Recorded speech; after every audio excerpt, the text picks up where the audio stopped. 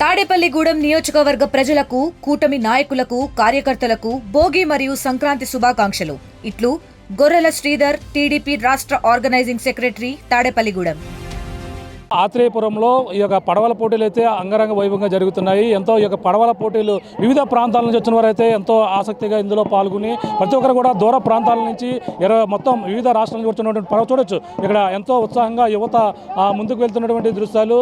ఇప్పుడు అలాగే కోనసీమ, అలాగే ఎన్టీఆర్తో పాటు గుంటూరు మొత్తం ఈ యొక్క టీంలు అయితే భారీ ఎత్తున చూడొచ్చు. ఎంతో ఉత్సాహంగా యువత మనం మామూలుగా మోటార్ బోట్ కంటే బాగా స్పీడ్గా వెళ్తున్నటువంటి పరిస్థితి అయితే మనకి ప్రధానంగా కనబడుతుంది. చూడొచ్చు ఎంత ఉత్సాహంగా ఇప్పుడు పాల్గొన్నారో ఆ యువత భారీ ఎత్తున ఇక్కడ పాల్గొన్న నేపథ్యంలోనే ఈ యొక్క కోనసీమలో జరిగినటువంటి ఆత్రేయపురం పూతరేకులకి ఎంత ఫేమస్, కానీ పడవల పోటీలు కూడా అంతే ఫేమస్ కావడంతోనే ఇక్కడ కనీ విని ఎరుగని రీతిలో ఇక్కడైతే ఏర్పాట్లు చేస్తారు. ఈ నేపథ్యంలోనే భారీ ఎత్తున ఇక్కడ ఏర్పాటు చేసినటువంటి ఈ యొక్క పడవల పోటీల్లో ఈ యొక్క జరిగినటువంటి ఆత్రేయపురం పడవల పోటీల్లో కనీ విని ఎరుగని రీతిలో జనం అంతే కూడా ఈ సంక్రాంతి పురస్కరించుకుని భారీ ఎత్తున వీటిని అయితే తిలకించుకోవడం ఇక్కడికి వచ్చినటువంటి పరిస్థితి చూడొచ్చు. ఎంతో ఉత్సాహంగా వాళ్ళంతా కూడా ముందుకు వెళ్తున్నటువంటి ఆ దృశ్యం. వాళ్ళు కనీ విని ఎరుగని రీతిలో అయితే ఇక్కడ యువతంతా కూడా ఈ ఉత్సవాల్లో పాల్గొన్నటువంటి పరిస్థితి అయితే కనబడుతుంది.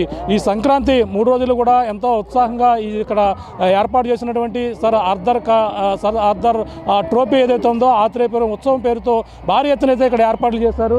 ఆ ఏర్పాట్లు చేసిన నేపథ్యంలోనే ఇక్కడ యువత భారీ ఎత్తున అయితే పాల్గొన్నారు. అలాగే వివిధ రాష్ట్రాల నుంచి వచ్చినటువంటి కేరళలో మాత్రమే కనపడేటువంటి ఈ యొక్క పడవల పోటీలు ఇక్కడ కోనసీమ జిల్లాలో ఈసారి ఎంతో వైభవంగా జరుగుతున్న నేపథ్యంలో వీటిని తిలకించేందుకు కూడా భారీ ఎత్తున ఇక్కడికి వచ్చినటువంటి పరిస్థితి చూడొచ్చు.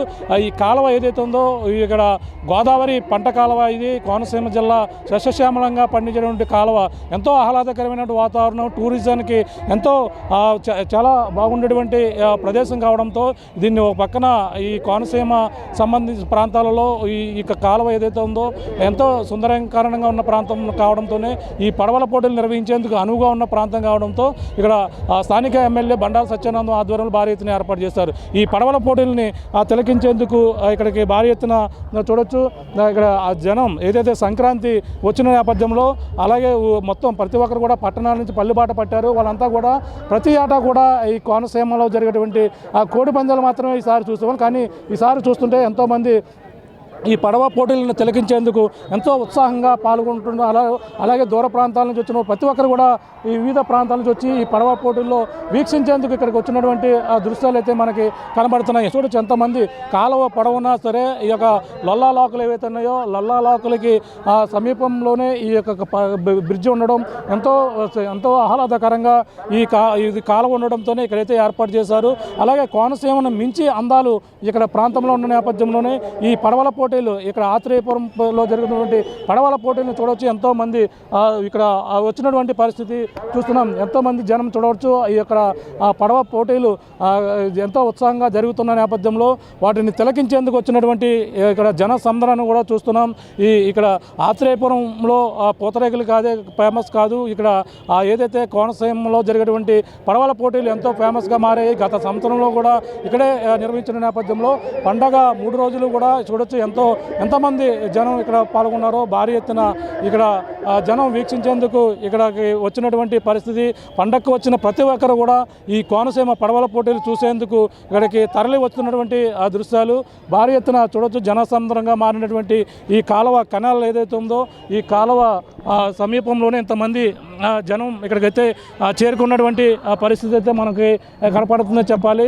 కనీ విని ఎనగని రీతిలో ఈ కోనసీమలో జరుగుతున్నటువంటి పడవల పోటీలకు విశేష స్పందన రావడంతో చూడొచ్చు జనం ఎంత స్థాయిలో ఇక్కడికి పాల్గొని వీటినందరూ కూడా వీక్షిస్తున్నారు.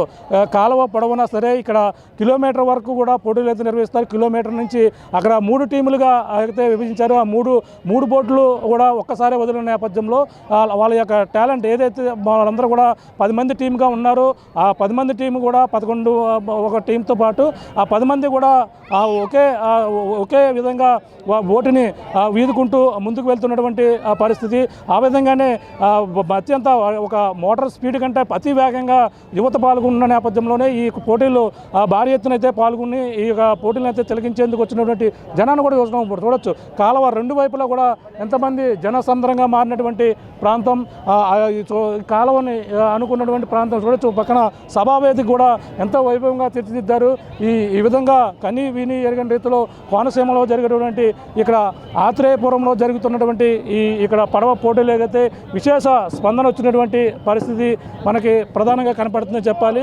మొత్తం మీద ఈ విధంగా పాల్గొన్నటువంటి టీములు అయితే మొత్తం 28 టీముల వరకు కూడా పాల్గొని కని విని ఎరగని రీతిలో ఇక్కడ జరుగుతున్నటువంటి పండగ ముందే వచ్చిందన్న విధంగా కూడా సంక్రాంతి సంబరాలు అయితే ఈ విధంగా అంగరంగ వైభవంగా ఇక్కడైతే జరుగుతున్నటువంటి పరిస్థితి ప్రధానంగా కనపడుతుంది. మొత్తం 28 టీములు కూడా పాల్గొన్న నేపథ్యంలో అందులో ఫస్ట్ వచ్చినటువంటి వారికి 2 లక్షల రూపాయలు మొదటి బహుమతి, ₹1,00,000 సెకండ్ బహుమతిగాను 50,000 థర్డ్ బహుమతిగా ఈ విధంగా ప్రకటించినటువంటి పరిస్థితి ప్రధానంగా ఉందని చెప్పాలి. ఏదేమైనా కని విని ఎరగని రీతిలో ఈ యొక్క ఆత్రేయపురంలో జరుగుతున్నటువంటి ఈ పడవల పోటీలు ఏవైతే ఉన్నాయో అత్యంత మొత్తం సంక్రాంతి ముందే వచ్చినటువంటి అంత విధంగా సంక్రాంతి శోభని అలాగే కోడి పందేలే కాదు ఇక పడవల పోటీలు మరింత ఫేమస్గా ఇక్కడ కోనసీమ జిల్లా మరింత పర్యాటకంగా కూడా మారబోతుందని మనం ప్రధానంగా చెప్పవచ్చు. ఇది కూడా నా తాజా పరిస్థితి. చరిత్ర సృష్టించినోడు